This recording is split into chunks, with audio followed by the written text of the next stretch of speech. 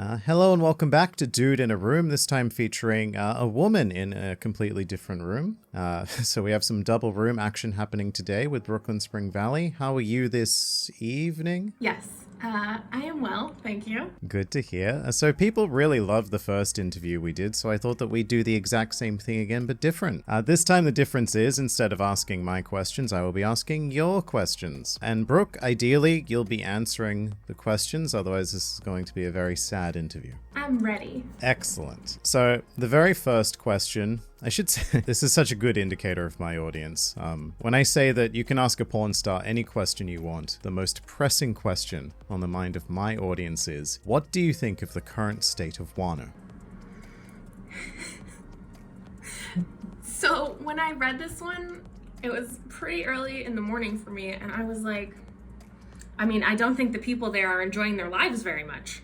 It seems terrible. And then my partner explained that definitely was not what that question meant. So I'm a little behind because I don't usually read the official. Sometimes I get scans.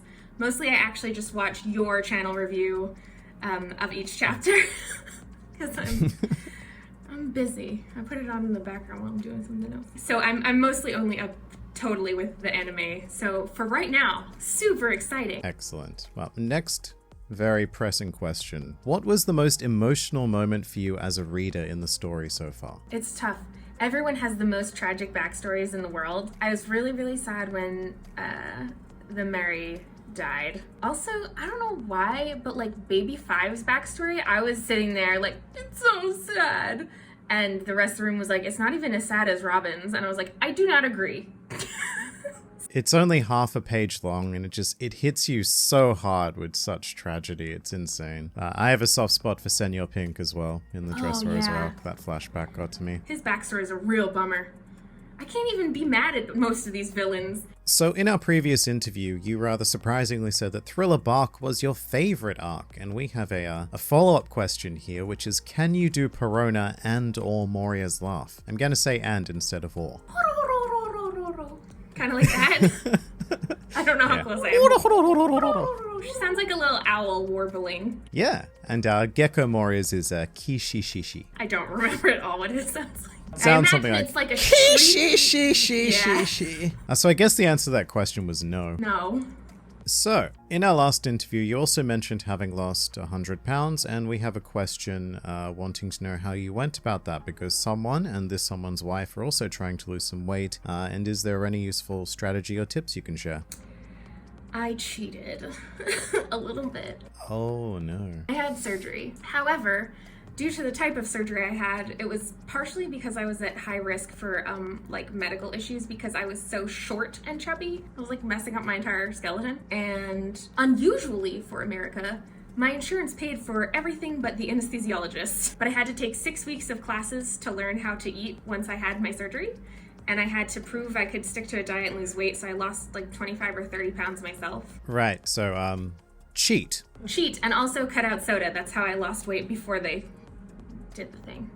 Diving into your profession slightly, we have a question here. As an actress yourself, which role would you like to play in the Netflix adaptation of One Piece?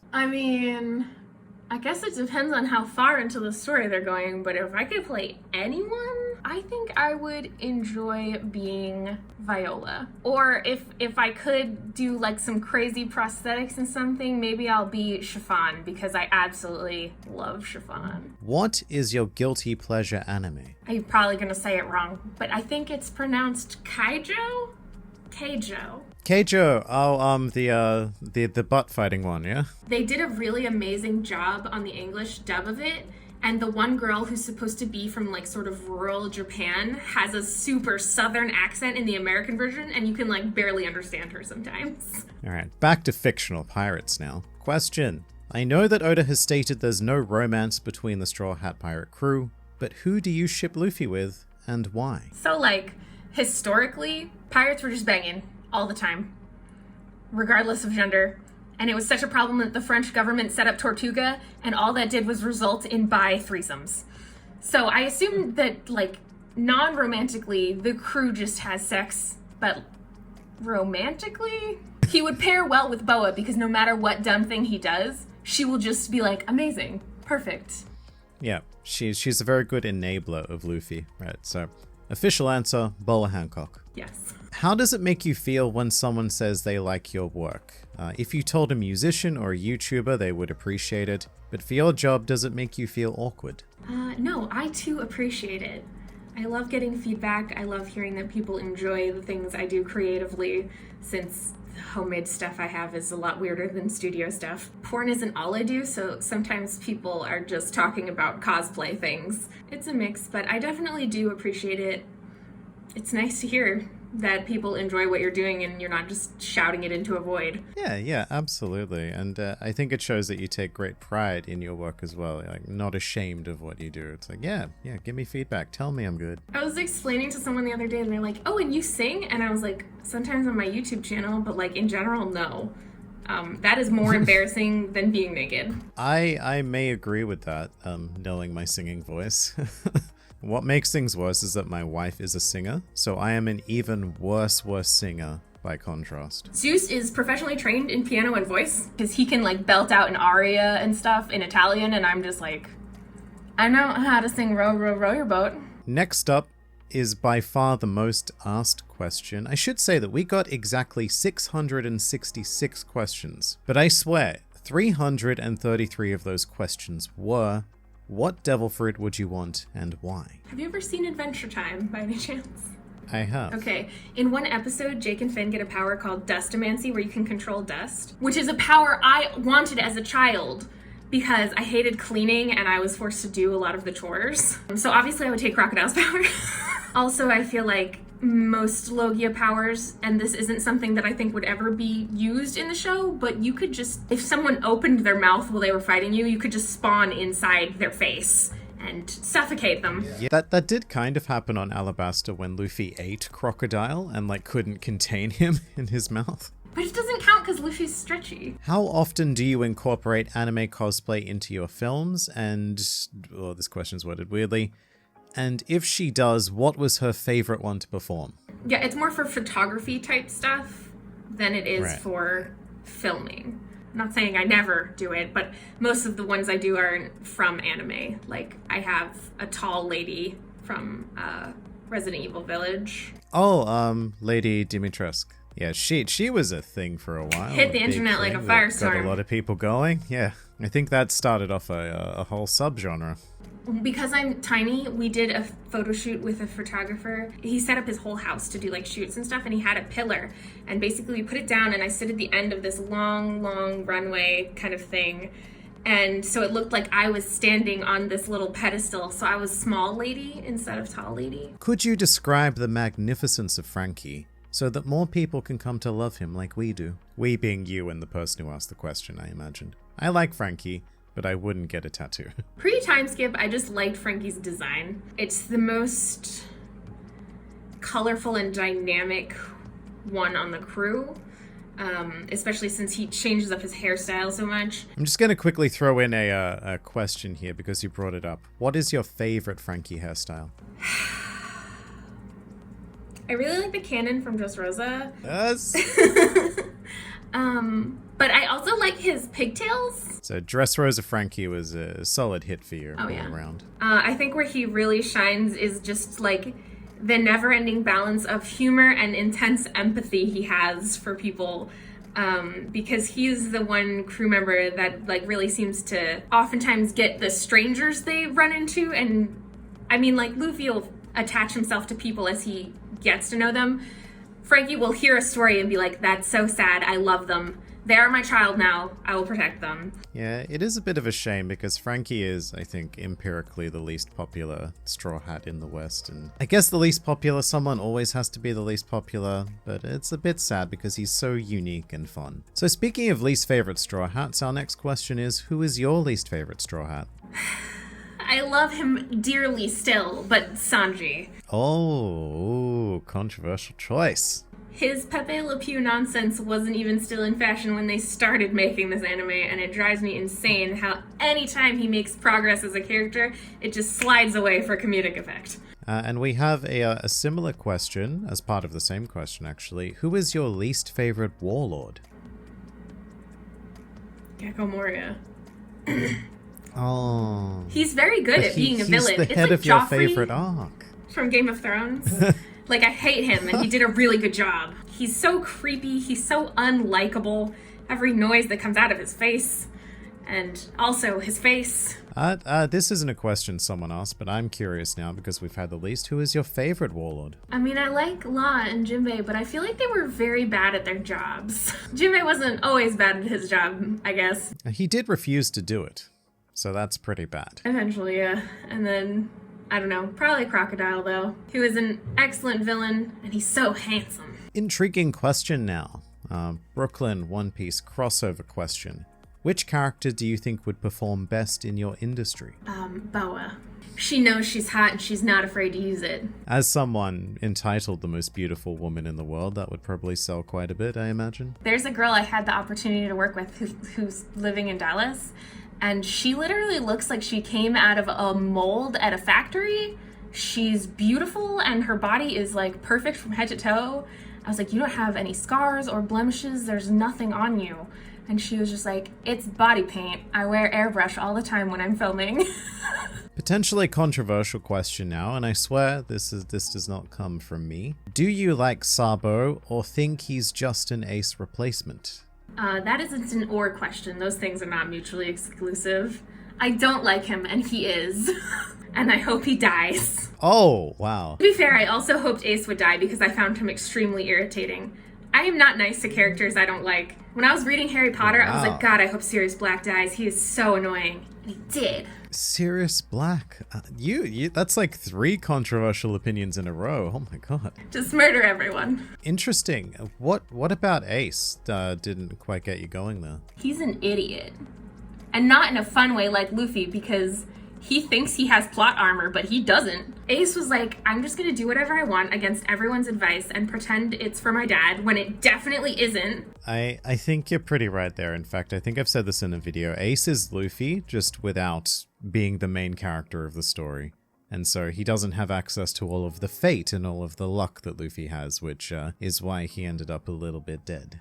At Marineford, he was like, finally, I've learned my lesson. And then he immediately unlearned his lesson. And I was like, I'm glad you got punched to death. Sabo, on the other hand, is just like mildly irritating. I actually think he could have been a fun character, but his intro was so ham-fisted. I definitely feel like that's some executive meddling, or like Oda had some sort of crazy regret. He's like, oh, I shouldn't have murdered Ace. I need another idiot to do things.